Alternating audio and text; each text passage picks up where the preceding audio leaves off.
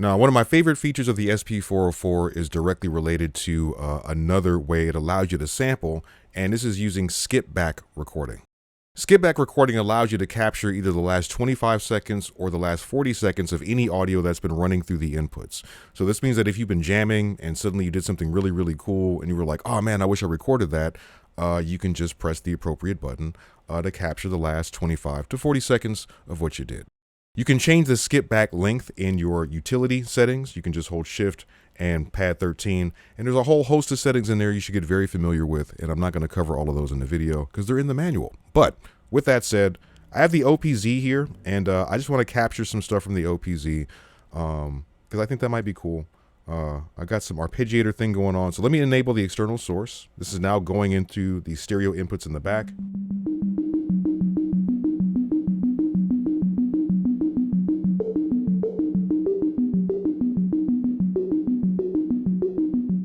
Kind of cool. I'm going to go ahead and try to enable some effects here.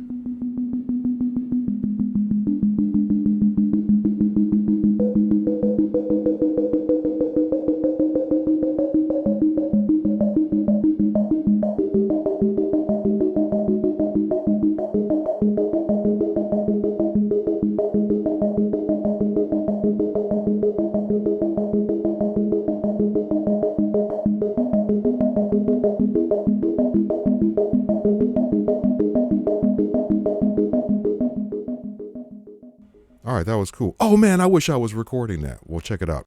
So right now you see the button mark is flashing, and if I press this, based on my current settings, that allows me to use Skipback Recording. And I have Skipback Recording set up to record the last 40 seconds of whatever I just did. My OPZ, the battery is very low, so I'm going to go ahead and turn this off right now because thankfully I got what I wanted. Thank you. All right, cool. At this point now, I've recorded this, but it's not saved. So before I do anything and get too excited, I got to make sure that I save this someplace where I want it to go. If I want to hear it first, I can see the sub pad button is flashing. The sub pad button has different functions at different times, but right now its function is to let me hear what Skipback Recording just captured.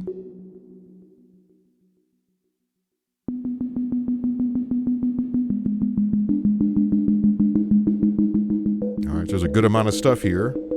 And I already know I want to keep it, but before I do, I can trim this. And let me just zoom in here, make sure my start point makes sense. There we go. I don't want dead space at the beginning. Nice. And at the end, what's going on here? It fades out right about there. That's fine. So before I save it, now I can, as we know, go into my menu and I can truncate this. Don't think I need to normalize it. It's loud enough as it is. So now what I need to do, we can see the record button here is flashing. I press record, and now I can select the pad to save this to. Thankfully, I've already cleared out 2 other pads using the delete function. So let's go ahead and assign it to pad 9. And now it's here for me to play with.